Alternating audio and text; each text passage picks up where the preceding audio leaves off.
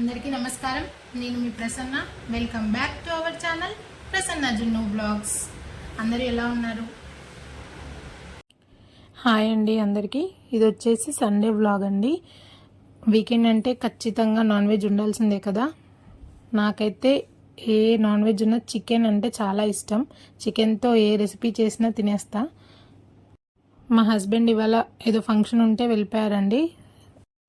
Chicken ఇంకా మా మామయ్య తీసుకొచ్చి ఇచ్చారు. ఇవాళ మా అక్క వాళ్ళ అబ్బాయి కూడా ఉన్నాడు నాతో పాటు. తన పేరు విన్ను జున్ను నేమ్స్ కలుస్తాయని చెప్పే మేము అలా జున్ను అని పెట్టాము పేరు జున్నుకి. ఇంకా మార్నింగ్ బ్రేక్ఫాస్ట్ చేసేసి అంతా పనులన్నీ అయిపోయాక ఇక వంట స్టార్ట్ చేస్తున్నానండి. టీవీ ఫుల్ సౌండ్ పెట్టుకొని చూస్తున్నారు ఇద్దరు. సో అందుకే నేను వాయిస్ ఓవర్ ఇస్తున్నాను. విన్ను లేకపోతే మొత్తం ఎత్తుకొని చేయాల్సి వచ్చేది జున్నుని. వాళ్ళ అత్తయ్య వాళ్ళ ఇంటి దగ్గర కూడా పంపించలేదు విన్ను ఉన్నాడని చెప్పి. మధ్య మధ్యలో వస్తూనే ఉన్నాడు, ఏడుస్తూనే ఉన్నాడు. ముందుగా మన ఛానల్ని ఎవరైనా ఫస్ట్ టైం చూస్తున్నట్లయితే లైక్ చేయండి, షేర్ చేయండి, కామెంట్ చేయండి, అలాగే సబ్స్క్రైబ్ చేసుకోండి. సబ్స్క్రైబ్ చేసుకున్న వెంటనే తెలుసు కదా పక్కన చిన్న గంట సింబల్ ఉంటుంది, దాన్ని క్లిక్ చేసి ఆల్ అనే ఆప్షన్ని క్లిక్ చేయండి. మీకు నేను ఏ వీడియో అప్లోడ్ చేసినా నోటిఫికేషన్ వస్తుంది, మీరు సింపుల్గా చూసేయచ్చు. నేను ఫస్టే చికెన్ని వాష్ చేసి పక్కన పెట్టుకున్నానండి, ఫ్రిడ్జ్లో పెట్టాను కొద్దిసేపు. తర్వాత అందులో సాల్ట్, అలాగే కారము, అల్లం వెల్లుల్లి పేస్ట్, పసుపు, కొద్దిగా 1 స్పూన్ ఆయిల్ అవన్నీ వేసి కలిపి పక్కన పెట్టుకుంటున్నాను. వాళ్ళిద్దరూ టీవీ చూస్తూ గోల చేస్తూ ఉన్నారు. వంట చేస్తూ ఒక గంట వాళ్ళని కనిపెడుతూ ఉన్నాను నేను. అందుకే ఊరికే వెనక్కి తిరిగి చూస్తున్నాను ఏం చేస్తున్నారా ఏంటి అని చెప్పి. నేను ఇక్కడ ఒక ఇష్యూ గురించి మాట్లాడదాం అనుకుంటున్నానండి.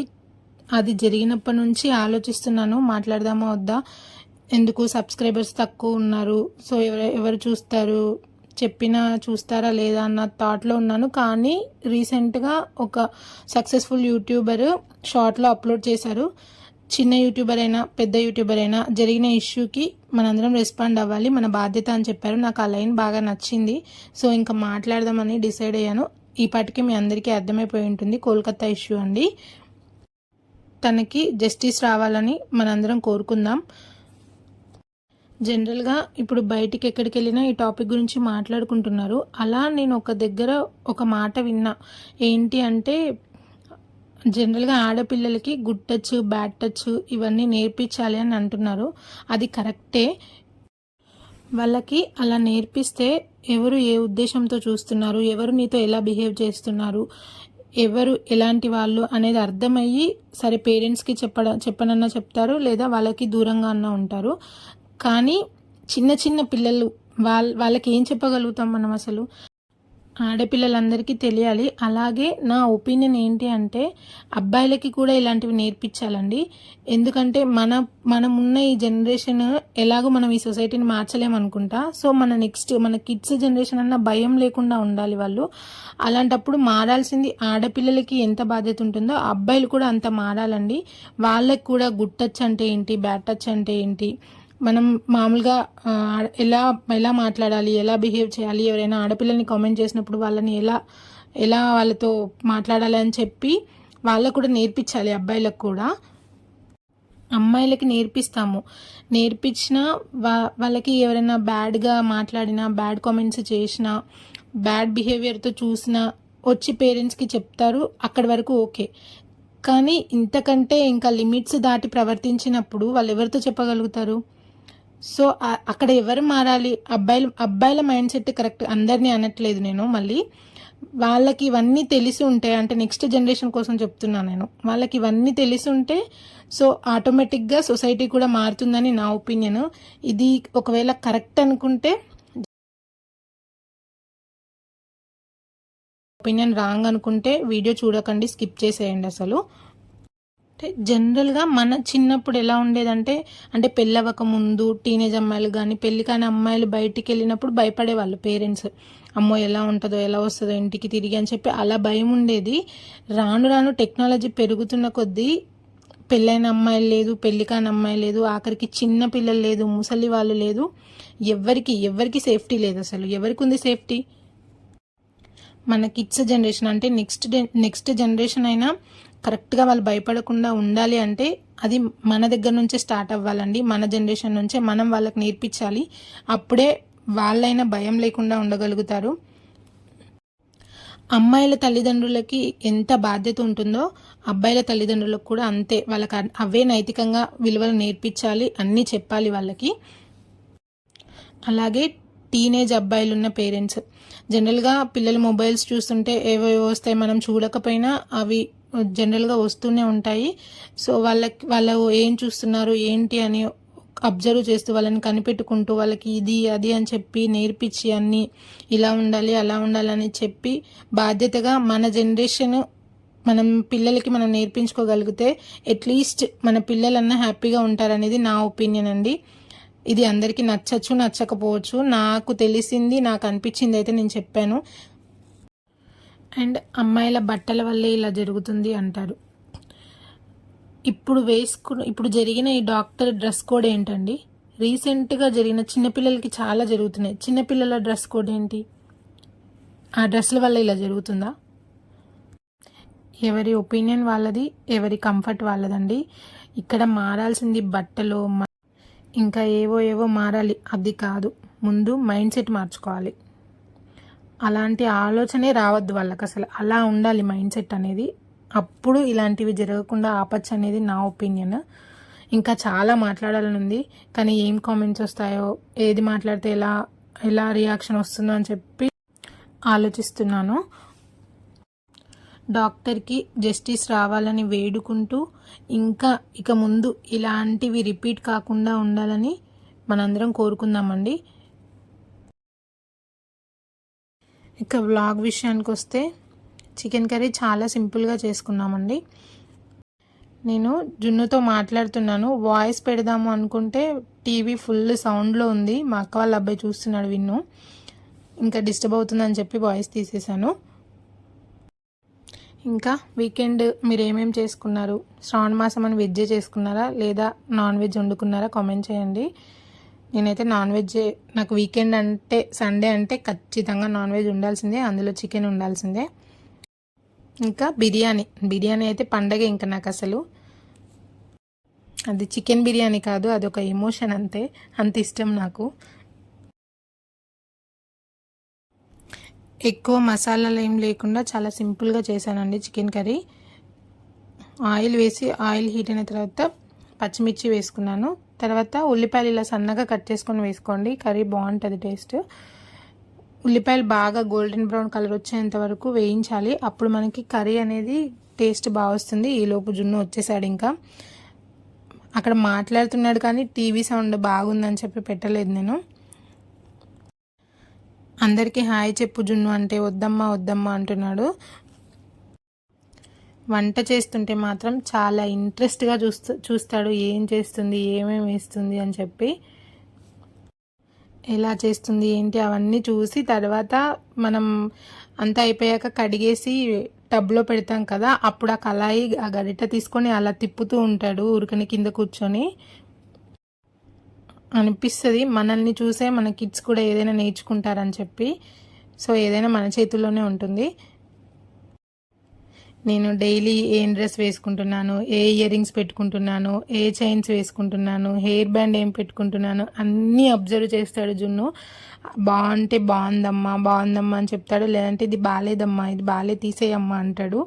సో అది అక్కడ అదే చెప్తున్నాడు, ఇది బాగుందమ్మా ఏది బాగుంది అంటే తనకి మెడలో ఇది బాగా నచ్చిందంట, బాగుందమ్మా అని చెప్తున్నాడు నాకు. ఆ బ్లాక్ బీడ్స్కి నేను మధ్యలో అంతకుముందు 3D బీడ్స్ అని చెప్పి చాలా ట్రెండింగ్లో ఉండేవి కదా, అదొక బీడ్ తీసి వేయించుకున్నాను. అది చూసి అమ్మ బాల్లా ఉంది అని చెప్పి అంటున్నాడు. అది బాల్ కాదు నాన్న, బీడ్ అంటే కాదమ్మా బాల్ అని చెప్తున్నాడు.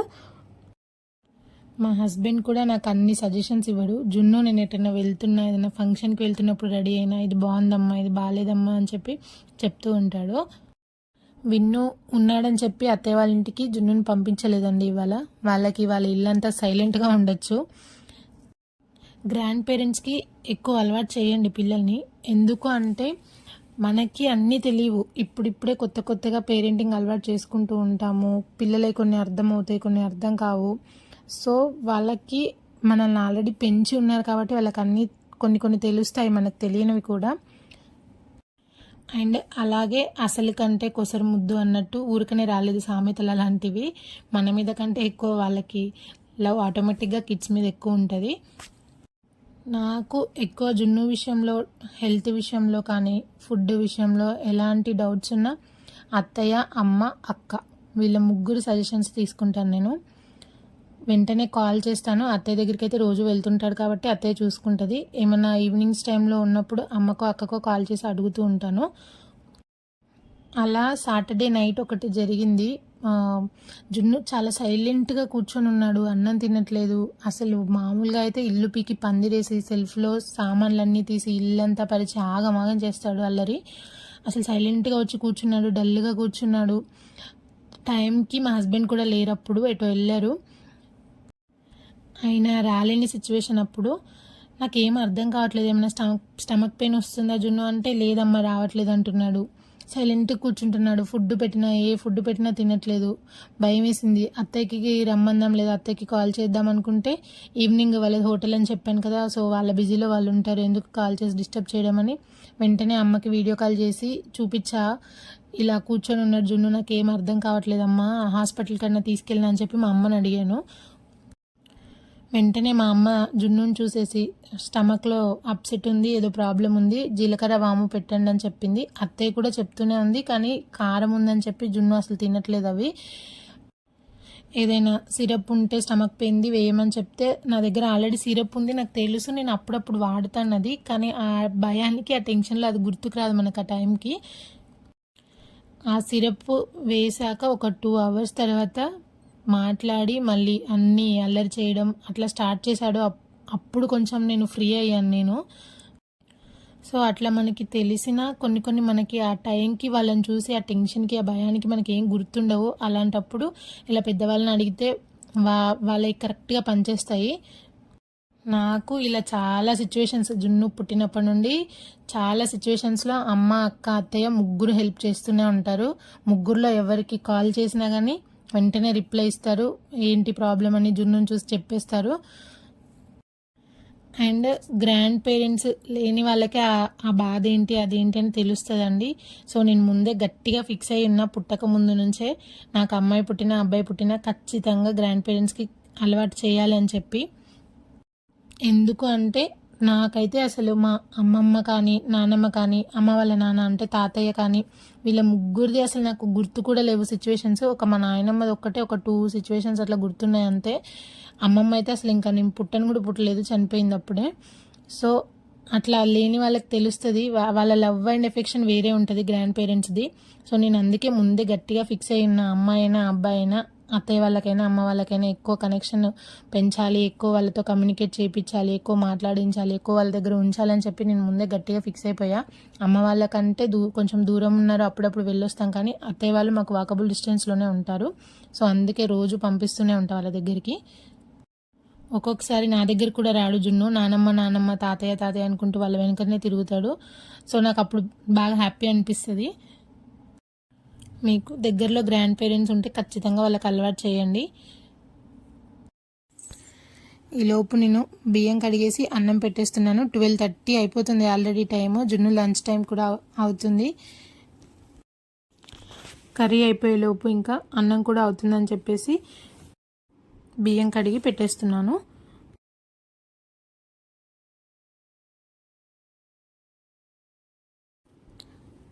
ఎక్కువ వాటర్ వేయకుండా కొద్దిగా చిన్న టీ గ్లాస్ వరకు వాటర్ వేసానండి చికెన్లో. ఇలా వంట చేసేటప్పుడు ప్రతి చిన్నదానికి హ్యాండ్ వాష్ చేసుకునే అలవాటు ఎవరికి ఉంది? నేనైతే కర్రీ పూర్తయ్యేలోపు 10 సార్లు అన్న హ్యాండ్ వాష్ చేసుకుంటూనే ఉంటాను. అదొక అలవాట్లాగా అయిపోయింది.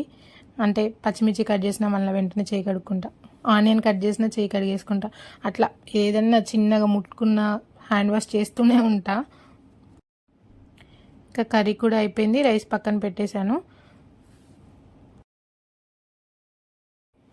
ఈలోపు జున్ను ఎత్తుకో అంటే ఎత్తుకున్నాను. తినే వాళ్ళకు కూడా అంత ఆవేశం, అంత ఆరాటం ఉండదండి. ఏం వండుతున్నాం, వండింది అయిపోయిందా లేదా అన్నీ చూపించాలి. మళ్ళీ అలా చూస్తున్నాడు, తింటాడా అంటే కూర్చొని గంట సేపు ముచ్చట్లు పెడుతూ సరిగ్గా తినడు ఫుడ్ కూడా అసలు. అక్కడ ఏదో సైడ్కి పెయిన్ వస్తుందని చెప్తున్నాడండి.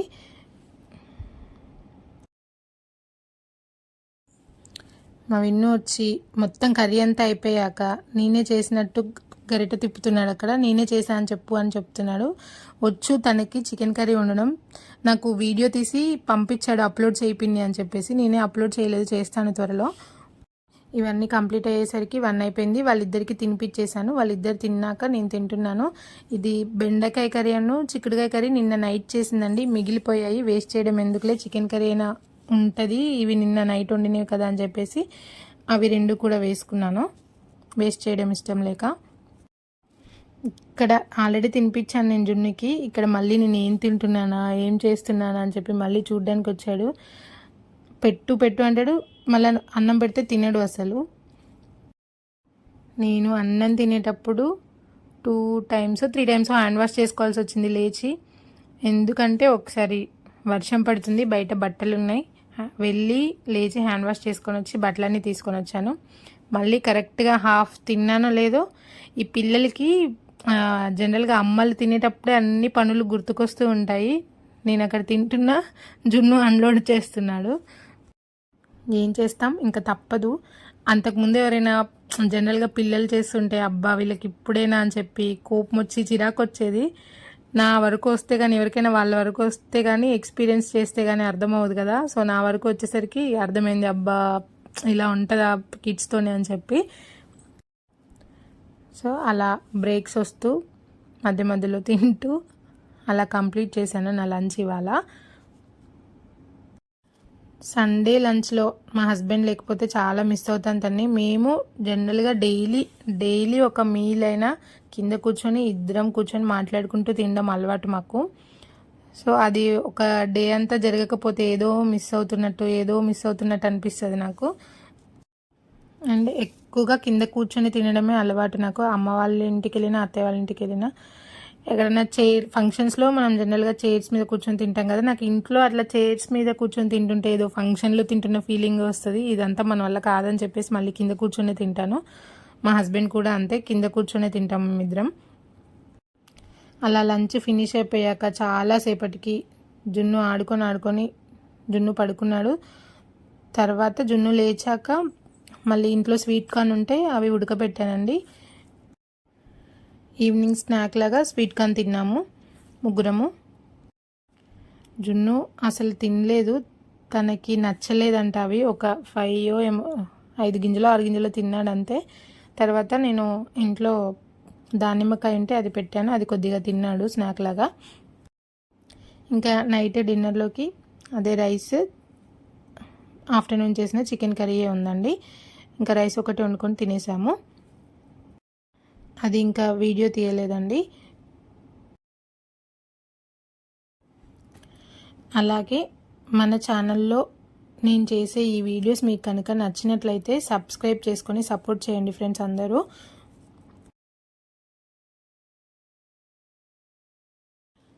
అలాగే సండే మీ ఇంట్లో స్పెషల్స్ ఏంటో కామెంట్ చేయండి నాకు.